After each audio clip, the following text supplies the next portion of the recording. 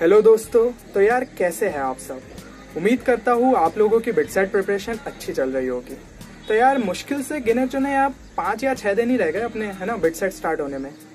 तो यार अब हमें प्रिपरेशन भी यार मतलब ख़त्म करनी है, फटाफट रिवाइज करना है सारे इंपॉर्टेंट कॉन्सेप्ट्स को। तो यार पिछले वीडियोस में बहुत लोगों की ये डिमांड थी कि भैया ऐसे कुछ इंपॉर्टेंट टॉपिक्स बता दो कि मतलब जो आखिरी टाइम पे हम कर पाए तीनों ही सब्जेक्ट्स के। तो यार आज का वीडियो मतलब स्पेसिफिकली इसी पर्पस के लिए बनाया गया है। हम लोग सारे ऐसे इंपॉर्टेंट टॉपिक्स देखेंगे जिनका वेटेज बिटसेट में ज़्यादातर ज़्यादा होता है।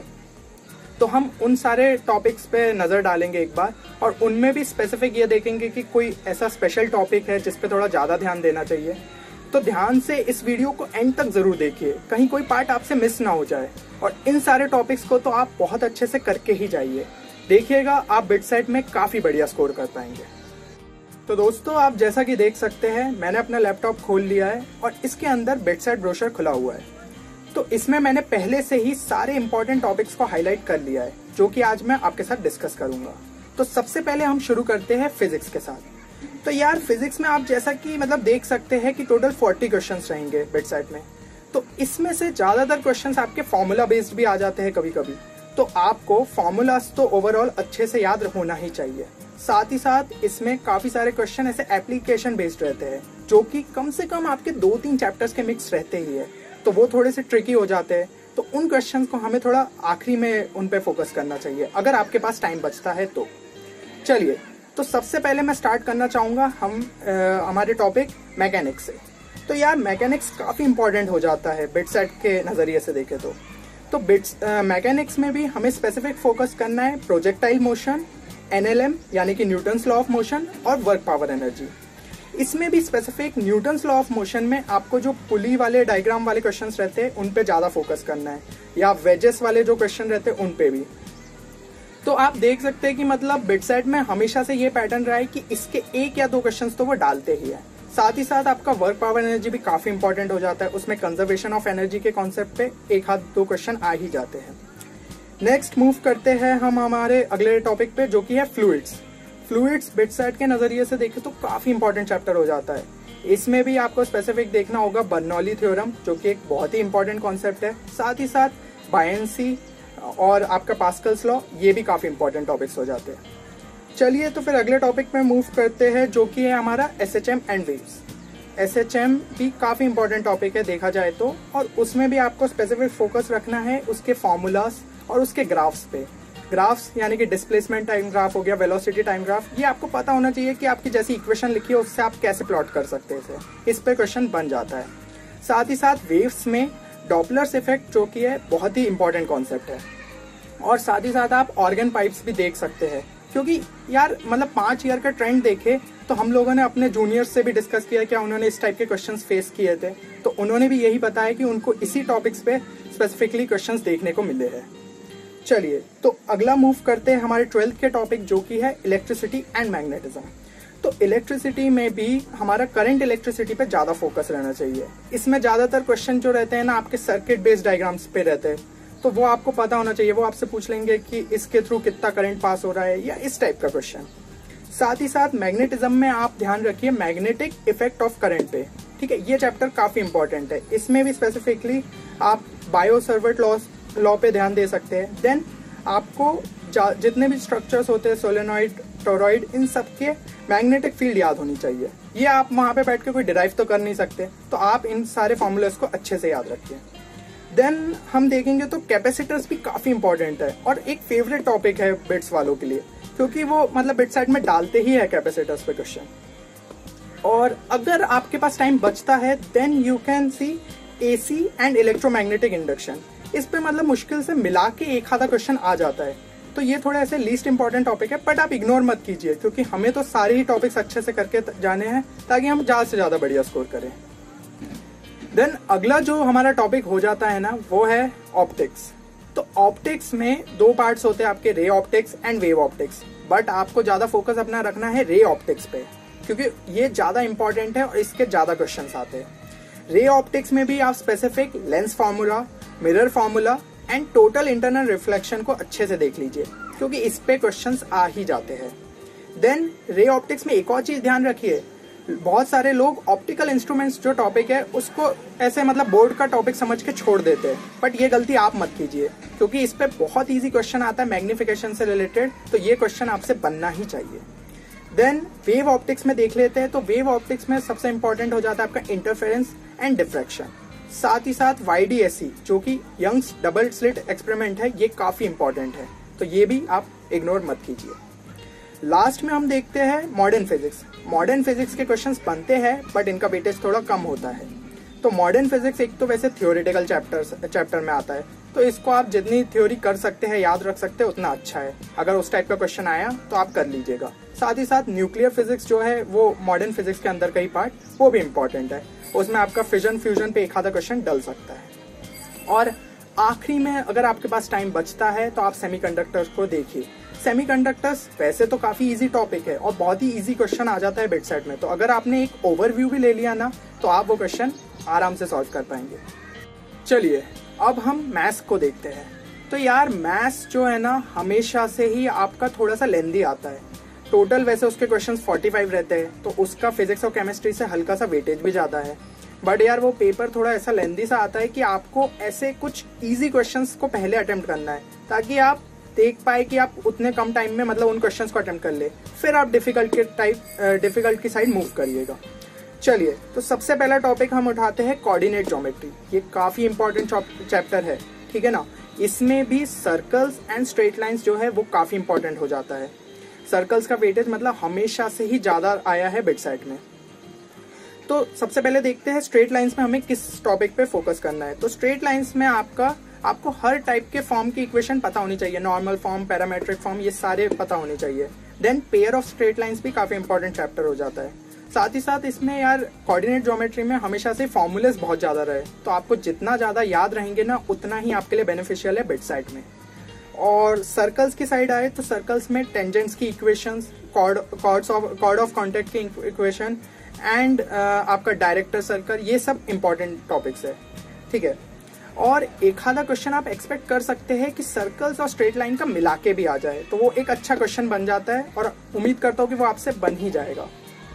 चलिए, तो अब कोऑर्डिनेट ज्योमेट्री में बचता है हमारा एलिप्स, पैराबोला एंड हाइपरबोला।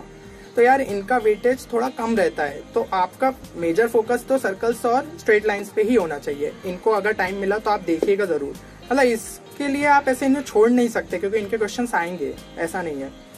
तो इसमें भी आपका फोकस रहना चाहिए tangents, normals, chord of contact, इन सब की इक्वेशंस आपको पता होनी चाहिए, आपको सारे फॉर्म में पता होनी चाहिए। मेजर फोकस वो है कि पैरामेट्रिक फॉर्म हो गया और अलग उसके फॉर्म्स।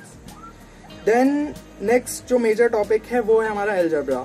एल्जेब्रा का वेटेज काफी ज्यादा होता है बिट सेट में, और उसमें भी हम स्पेसिफिक अब स्टार्ट करें तो complex number and quadratic equation काफी इंपॉर्टेंट है। कॉम्प्लेक्स नंबर को देखा जाए तो जेई के हिसाब से उसको सबसे मतलब मोस्ट इंपॉर्टेंट चैप्टर मानते हैं हम, जेई के हिसाब से देखा जाए, और बिट सेट में भी वो काफी इंपॉर्टेंट हो जाता है, बट जेई जितना डिफिकल्ट नहीं पूछते उसमें। अगर आपको एक प्रॉपर ओवरव्यू है कॉम्प्लेक्स नंबर का और आपको बेसिक उसके फॉर्मूलाज पता है तो आप वो क्वेश्चन अटेम्प्ट कर सकते हैं। कॉम्प्लेक्स नंबर में अगर हम देखें कि कौन सा टॉपिक इंपॉर्टेंट है तो सबसे ज्यादा इंपॉर्टेंट हो जाता है आपका क्यूब रूट्स ऑफ यूनिटी। इस पे एक क्वेश्चन बन ही जाता है, और साथ ही साथ उसके जितने डिफरेंट फॉर्म्स है, पोलर फॉर्म और ये सब की इक्वेशंस आपको पता होनी चाहिए। देन क्वाड्रेटिक इक्वेशन तो यार मतलब ऐसा है कि आपका जैसी भी इक्वेशन दी है आपको उसका एक ग्राफ प्लॉट करते आना चाहिए, तो आप आधे क्वेश्चंस तो ऐसे ही उसके कर सकते हैं सॉल्व। आपको प्रॉपर मतलब वैसे तो क्वाड्रेटिक इक्वेशन यार इतना इजी चैप्टर है ना कि उसके लिए मैं आपको क्या ही अलग से बताऊं। देन हम देखते हैं अलजेब्रा में और क्या इंपॉर्टेंट है। तो अगला है पीएनसी एंड बाइनोमियल थ्योरम। तो पीएनसी का यार आपको मतलब जो डिफरेंट टाइप ऑफ केसेस रहते हैं ना उसका पता होना चाहिए, एक आइडिया कि हम क्यों कर रहे हैं वो चीज, कि number of object selecting from this many objects, तो उसके डिफरेंट टाइप ऑफ जो कंडीशंस होती है वो सारे आपको केसेस पता होने चाहिए। बाइनोमियल थ्योरम में यार क्वेश्चन बनता है ना तो आपकी ये कोएफिशिएंट वाली जो सीरीज बन जाती है उस टाइप का एक क्वेश्चन पूछ लेते हैं वो, क्योंकि यार ये मतलब इजी भी रहता है क्वेश्चन और साथ ही साथ आपका कॉन्सेप्ट भी टेस्ट कर लेता है, तो वो इनका एक फेवरेट टॉपिक हो जाता है। और फिर नेक्स्ट देखें तो बाइनोमियल में आपको उसके इम्पोर्टेंट जो टर्मिनोलॉजी है वो पता होनी चाहिए, कि उसका जनरल टर्म की जो वो इक्वेशन लिखते हैं, मिडल टर्म का जो फॉर्मूला रहता है, ग्रेटेस्ट टर्म का जो फॉर्मूला रहता है, ये सब अच्छे से पता होना चाहिए, क्योंकि इस पे एक आधा क्वेश्चन इन तीनों इसमें से पूछ ही लेते हैं। तो नेक्स्ट आ जाता है आपका अगला टॉपिक, मैट्रिसेस एंड डिटर्मिनेंट्स। तो यार मैट्रिसेस में आपको हर टाइप के मैट्रिसेस के बारे में पता होना चाहिए, जैसे कि आपके हो गई skew symmetric matrix, symmetric matrix या फिर नल मैट्रिक्स, इस टाइप की सारे आपको टर्म्स पता होने चाहिए। देन डिटर्मिनेंट्स में जो है आपको सब टाइप के उसमें जो रूल्स हम अप्लाई करते हैं वो सारे अच्छे से पता होने चाहिए कि हम कैसे डिटर्मिनेंट्स के साथ खेल सकते हैं। देन आपके डिटर्मिनेंट्स में यार क्वेश्चंस जब आते हैं ना तो उसमें वेरिएबल्स डाल देते हैं कि आपके कुछ टर्म्स लिख दिए x+1 x+2 इस टाइप से। तो यहाँ पे सबसे अच्छा तरीका रहता है कि x की जगह कोई वैल्यू सेट कर लो और उस डिटर्मिनेंट को सॉल्व कर लो। तो आधे से ज्यादा क्वेश्चन तो आप इस तरीके से भी सॉल्व कर सकते हैं। ये चीज हमने आपको स्पीड शॉर्ट सीरीज में भी अच्छे से बताया है, तो आप उससे भी सीख सकते हैं। देन आपका अगला टॉपिक जो है वो है कैलकुलस। तो कैलकुलस में यार सबसे ज्यादा हमारा जो फोकस होना चाहिए ना वो डिफरेंशियल कैलकुलस पे होना चाहिए कंपेयर टू इंटीग्रल कैलकुलस। अब डिफरेंशियल कैलकुलस में भी जो आपके इंपॉर्टेंट टॉपिक्स हो जाते हैं वो है functions, continuity and differentiability and AOD. AOD यानी कि एप्लीकेशन ऑफ डेरिवेटिव्स। तो फंक्शन में तो यार आपको हर टाइप के जो फंक्शंस हैं उनके ग्राफ्स अच्छे से पता होना चाहिए, क्योंकि ग्राफ्स में आपको पहले भी बोल चुका हूँ कि काफी इंपॉर्टेंट हो जाता है मैथ्स के नजरिए से। आप क्वेश्चंस को अगर ग्राफ्स के थ्रू सॉल्व करेंगे तो कम टाइम में भी सॉल्व कर पाएंगे और सही आंसर तक भी पहुंच पाएंगे। देन कंटिन्यूटी एंड डिफरेंशियबिलिटी पे आपको डिफरेंट टाइप ऑफ डिसकंटिन्यूटीज पता होना चाहिए, ठीक है ना। इस टाइप का क्वेश्चन पूछते ही है कि ये फंक्शन कहाँ पे डिसकंटिन्यूअस है, तो ये टाइप का आप क्वेश्चन देख सकते हैं। देन एओडी में जो रहता है ना, आप वर्ड प्रॉब्लम एक्सपेक्ट कीजिए कि एक बड़ा सा कुछ दे देंगे वर्ड प्रॉब्लम कि ये इस टाइप से ऐसे एक्सपैंड हो रहा है या इस टाइप से कुछ हो रहा है और उसका आंसर निकालना होगा। तो यार ये थोड़ा सा बड़ा हो जाता है, मतलब आपको पहले वो क्वेश्चन को एनालाइज करो फिर सोचो कि अब क्या अप्रोच लगाना है। तो ऐसे टाइप के क्वेश्चंस को आपको आखिरी के लिए ही रखना चाहिए। देन डिफरेंशियल कैलकुलस में जो बहुत ही इंपॉर्टेंट टॉपिक है वो है हमारा लिमिट्स। लिमिट्स में आपको मैं एक स्पीड शॉर्ट सीरीज पहले भी डाल चुका हूँ, तो उसमें देखिए कि शॉर्ट ट्रिक्स अप्लाई करके कैसे क्वेश्चंस को सॉल्व करें, क्योंकि यार लिमिट्स के क्वेश्चन हो जाते हैं, बस हमें उसका कॉन्सेप्ट पता होना चाहिए कि किस टाइप से उन क्वेश्चंस को सॉल्व करना है। देन अब चलते हैं इंटीग्रल कैलकुलस के लिए। तो मैंने बोला कि डिफरेंशियल कैलकुलस ज्यादा इंपॉर्टेंट है इंटीग्रल के रिस्पेक्ट में, बट इंटीग्रल छोड़ना नहीं है, ठीक है ना। तो इंटीग्रल कैलकुलस में हम देखें तो सबसे ज्यादा इंपॉर्टेंट जो चैप्टर है वो है हमारा एरिया। एरिया के क्वेश्चंस आते हैं। देन डिफरेंशियल इक्वेशन जो है वो आप लास्ट के लिए रख सकते हैं कि उसके टाइप के उसके क्वेश्चंस ऐसे थोड़े हम कम ही एक्सपेक्ट करते हैं, क्योंकि कैलकुलस में जो मेजर हमारा फोकस है वो डिफरेंशियल कैलकुलस और ये इंटीग्रल कैलकुलस में एरिया वाले पार्ट से हो जाता है। अब हम कम वेटेज की साइड बढ़ते हैं, तो जो टॉपिक्स का कम वेटेज है वो है हमारा थोड़ा ट्रिग्नोमेट्री। एक तो ट्रिग्नोमेट्री यार थोड़ा जो क्वेश्चंस आते हैं ना वो टाइम कंज्यूमिंग होते हैं, तो ट्रिग्नोमेट्री के क्वेश्चंस हमें हमेशा लास्ट में अटेम्प्ट करना चाहिए। साथ ही साथ ट्रिग्नोमेट्री में इतने फॉर्मूले है ना कि हम यार उतना याद रखना भी एक हमारे लिए बहुत बड़ा चैलेंज होता है। और साथ ही साथ जो टॉपिक थोड़ा लेस वेटेज का है वो है हमारा vectors and 3D। Vectors and 3D के क्वेश्चंस आते हैं, बट कंपेयर टू जो मैंने अभी टॉपिक्स बताए हैं उनके रिस्पेक्ट में कम ही रहता है उनका वेटेज। तो इसमें भी आप इक्वेशंस और फॉर्मूलास ध्यान से मतलब याद रखिए, क्योंकि इसके डायरेक्ट फॉर्मूला बेस्ड क्वेश्चंस आ जाते हैं तो वो आपसे अटेम्प्ट हो ही जाना चाहिए। चलिए तो अब लास्ट में हम देखते हैं केमिस्ट्री को। यार केमिस्ट्री के लिए तो पता नहीं कितनी रिक्वेस्ट आ चुकी है हमें कि भैया इनऑर्गेनिक कहाँ से करें, क्या भैया एनसीईआरटी सफिशिएंट होगी केमिस्ट्री के लिए। तो यार आपके सारे डाउट्स अब क्लियर करता हूँ मैं इस वीडियो में। तो यार सबसे पहले मैं ये कहना चाहूंगा कि एनसीईआरटी तो आपके लिए एक बाइबल है आपके बिट सेट के लिए, कि आपको इनऑर्गेनिक तो कहीं और पढ़ने की जरूरत है ही नहीं। इनऑर्गेनिक के डायरेक्ट क्वेश्चंस मतलब लाइन टू लाइन आ जाते हैं एनसीईआरटी से बिट सेट में। तो आपको इनऑर्गेनिक प्रॉपर मतलब एक एक बाय लाइन आपको याद रहना चाहिए बिट सेट के लिए।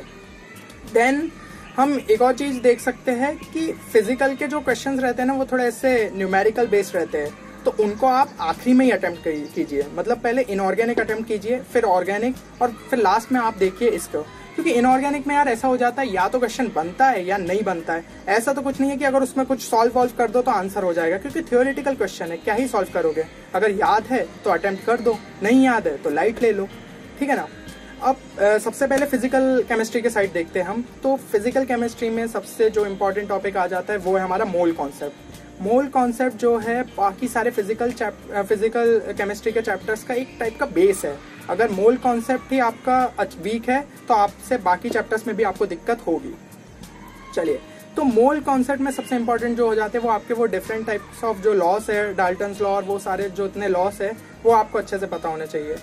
देन आपको इसके न्यूमेरिकल्स अच्छे से देख लीजिए कि किस टाइप के न्यूमेरिकल्स बनते हैं, मोलैरिटी इन सब पे, क्योंकि ये इसके क्वेश्चंस आपको आ ही जाते हैं बिटसेट में। तो हमारा नेक्स्ट चैप्टर है वो है हमारा गैसियस स्टेट। अब गैसियस स्टेट में यार एक आधा न्यूमेरिकल फंसता है, तो वो वाला इजी सा न्यूमेरिकल रहता है। तो अगर आपको गैसियस लॉ के फॉर्मूलाज पता है तो आप वो क्वेश्चन अटेम्प्ट कर सकते हैं। देन कम्स हमारा अगला चैप्टर कौन सा है, एटॉमिक स्ट्रक्चर। एटॉमिक स्ट्रक्चर में यार मैं सबसे पहले ये बोलूंगा जो शुरू के मॉडल्स है ना, आप उनको इग्नोर कर सकते हैं, क्योंकि वो थ्योरेटिकल पार्ट है और एटॉमिक से थ्योरेटिकल पार्ट की जगह न्यूमेरिकल पार्ट आ जाता है। न्यूमेरिकल या वो लास्ट का जो हमारा पार्ट रहता है। तो आपको बस अपना बोर्ड्स मॉडल पे वो करना है फोकस, तो उसमें आप देख लीजिए कि हो जाएगा। देन क्वांटम नंबर्स जो है ना आपका, उस पर आपको फोकस रखना है, उस टाइप के क्वेश्चन आ जाते हैं उसमें। नेक्स्ट कम्स हमारा अगला टॉपिक है केमिकल बॉन्डिंग। केमिकल बॉन्डिंग में जो सबसे इंपॉर्टेंट है वो है हाइब्रिडाइजेशन एंड एमओटी। ठीक है, एमओटी यानी कि मॉलिक्यूलर ऑर्बिटल थ्योरी। तो एमओटी पे मैं एक पहले स्पीड शॉट सीरीज बना चुका हूँ, वो अगर आपने अभी तक नहीं देखा है तो जाके जरूर देखिए, क्योंकि यार उसमें इतने अच्छे से मैंने ट्रिक बताई है कि आपको उस टाइप के क्वेश्चंस इजीली बन जाएंगे। चलिए, तो अगला हमारा टॉपिक है वो हो जाता है इलेक्ट्रोकेमिस्ट्री।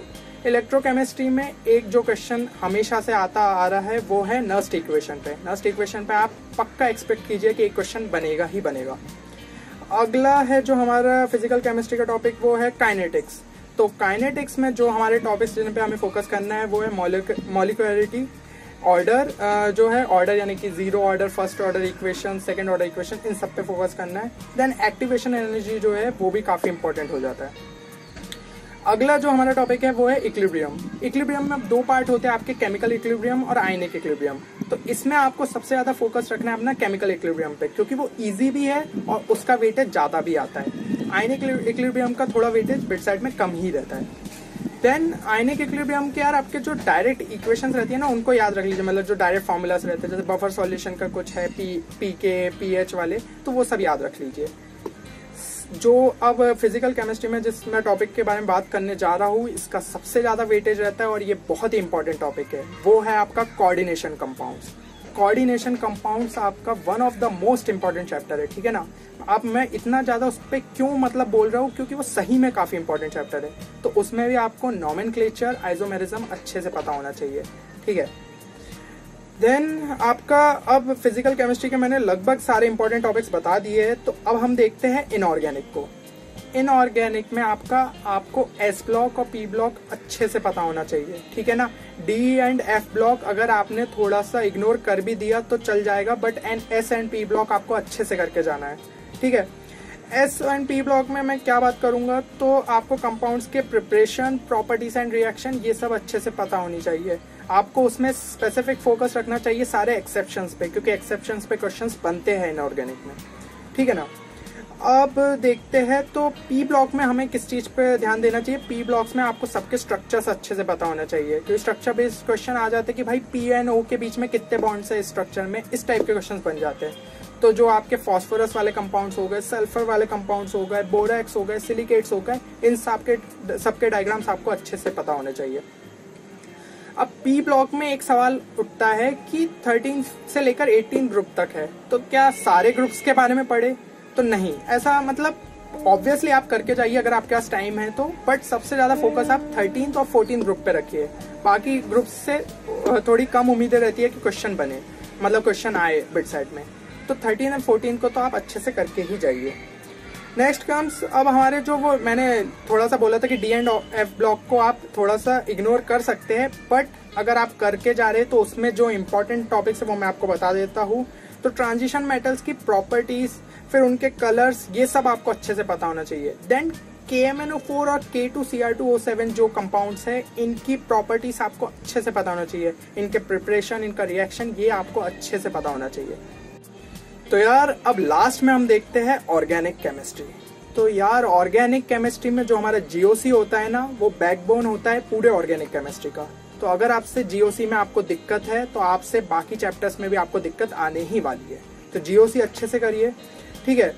फिर देन नॉमेनक्लेचर और आइसोमेरिज्म भी रिलेटेड ही है, क्योंकि नॉमेनक्लेचर और आइसोमेरिज्म हर चैप्टर में ही आपको यूज होना है, तो वो भी आपको अच्छे से आना चाहिए, ठीक है। तो डायरेक्ट क्वेश्चन नॉमेनक्लेचर और आइसोमेरिज्म पे नहीं पूछते, बट उसका कुछ ना कहीं एप्लीकेशन रहता है आपके बाकी चैप्टर्स में। देन अब मैं ऑर्डर ऑफ इम्पोर्टेंस से ये सारे टॉपिक्स के आपको नाम बता देता हूँ कि आप इनको किस लिस्ट में देखिए। तो सबसे पहले एरोमेटिक कंपाउंड्स तो आपका बहुत इंपॉर्टेंट होता है। देन एल्केन्स एंड एल्कीन्स जो है वो काफ़ी इंपॉर्टेंट है। आप एल्काइंस को थोड़ा ऐसे लीस्ट प्रायोरिटी पे रख सकते हैं, ठीक है। देन इसके बाद आता है आपका एल्कोहल्स, फिर एल्डिहाइड्स एंड कीटोन्स। तो अब ये जितने टॉपिक्स मैंने लिस्ट किए हैं ना, इनमें भी आपको सबसे ज़्यादा फोकस रखना है उनकी प्रिपरेशन एंड रिएक्शन पे, ठीक है। साथ ही साथ जो नेम रिएक्शंस होती है, जैसे कि हो गई आपकी कैनिजारो, बैकमैन रीअरेंजमेंट, इस टाइप की जो रिएक्शंस होती है ये आपको अच्छे से पता होनी चाहिए, क्योंकि यार डायरेक्ट क्वेश्चन इन पे पूछ लिया जाता है बिट सेट में, और अगर आप ये छोड़ के आ रहे तो आपको काफ़ी ज़्यादा दुख होगा। देन प्रैक्टिकल ऑर्गेनिक केमिस्ट्री के जो आपके ये टेस्ट रहते हैं ना सारे, ये आपको अच्छे से पता होना चाहिए। फेलिंग्स टेस्ट हो गया, टॉलेंस टेस्ट हो गया, या आपका लूकास टेस्ट हो गया, हेलोफॉर्म टेस्ट हो गया, ये आपको अच्छे से पता होना चाहिए, ठीक है। क्योंकि इन टेस्ट पे भी क्वेश्चंस डायरेक्ट आता है कि यार इसमें से कौन सा कंपाउंड है जो ये टेस्ट में पॉजिटिव रिजल्ट देगा। तो इसका यार क्वेश्चन अगर आपको समझ गया कि क्या कॉन्सेप्ट था, तो आप ये इजीली इसके क्वेश्चन अटेम्प्ट कर पाएंगे। देन कम्स जो एक बहुत ही मतलब ऐसे हर साल मतलब इस टाइप का क्वेश्चन पूछ लेते हैं, वो है ऑर्डर पे। एसिडिटी बेसिसिटी ऑर्डर हो गया, देन हो गया आपका reactivity order, inductive effect order, इन टाइप के क्वेश्चंस आ जाते हैं। तो इस पे भी आप फोकस कीजिए, इस टाइप के क्वेश्चंस पे, ठीक है ना। तो इसके लिए आपको उनकी प्रॉपर्टीज अच्छे से पता होना चाहिए कि आखिर इंडक्टिव इफेक्ट में क्या है, कौन सा कंपाउंड ज़्यादा इंडक्टिव इफेक्ट शो करता है, इस टाइप से, ठीक है। और आखिरी में ये चीज़ हो जाती है कि यार ऑर्गेनिक केमिस्ट्री में इतनी ज़्यादा रिएक्शंस है, तो उनको याद कैसे रखें। तो यार आपने जो अभी तक शॉर्ट नोट्स प्रिपेयर किए होंगे, मतलब मैंने तो अपने टाइम पे देखा था कि मेरे दोस्त अलग अलग कलर के पेन से मतलब रिएक्शंस को लिख रहे ताकि उनको अच्छे से याद हो। मैं भी यही चीज़ करता था उस टाइम पे कि मतलब एक शॉर्ट नोट्स अपने बनाते गया, एक अलग कॉपी में सारी रिएक्शंस को लिख लिया, जो स्पेशल टेस्ट है उनको लिख लिया, ताकि जब एग्जाम का टाइम रहे तो उनको फाइनल बस एक बार रिवाइज कर लो। अभी भी हम लोग जो अपने शॉर्ट नोट्स प्रोवाइड कर रहे हैं उसमें यही चीज़ें हमने रखी है ताकि बच्चे जल्दी से जल्दी उस चीज़ को रिवाइज कर पाए, क्योंकि यार ये रिवीजन का टाइम है। अब हमारे पास इतना टाइम नहीं है कि हर चैप्टर के डिटेल में जाए और एक एक रिएक्शन को बैठ के देखे कि हाँ इसका इस टाइप से रिएक्शन होती है, इसका इस टाइप से, इतना टाइम नहीं है। चलिए तो यार वीडियो अब एंड की ओर आ रहा है। मैं उम्मीद करता हूँ कि आपको ये वीडियो ने काफ़ी मदद किया होगा। मैंने जितने भी आपको टॉपिक्स बताए ना, ये एक बहुत ज़्यादा मतलब इंपॉर्टेंट टॉपिक्स है बिट्स के पर्सपेक्टिव से, बिट सेट के पर्सपेक्टिव से। बट मैं ये नहीं कहूँगा कि जितने भी टॉपिक्स मैंने छोड़ दिए उनको आप छोड़ दे, क्योंकि यार ऑब्वियसली सारे टॉपिक्स का कुछ ना कुछ वेटेज है बिट सेट में। बट अगर आपने इतने टॉपिक्स अच्छे कर लिए ना, तो आप कम से कम एक बहुत अच्छा स्कोर ला सकते हैं बिट सेट में। और अगर आपने सारा ही सिलेबस अच्छे से कंप्लीट करके जा रहे हैं तो ऑब्वियसली आप बहुत बढ़िया स्कोर लाने वाले हैं, 400 या 420 तक। चलिए तो अब खत्म करते हैं इस वीडियो को, और उम्मीद करता हूँ कि अब आपको कोई भी इससे रिलेटेड डाउट नहीं रह गया होगा। मिलते हैं नेक्स्ट वीडियो में फिर कोई एक नई ट्रिक्स के साथ या कुछ एक नए कॉन्सेप्ट्स के साथ। तब तक आप लोग अपना ख्याल रखिए और बिट सेट की प्रिपरेशन अच्छे से करते रहिए।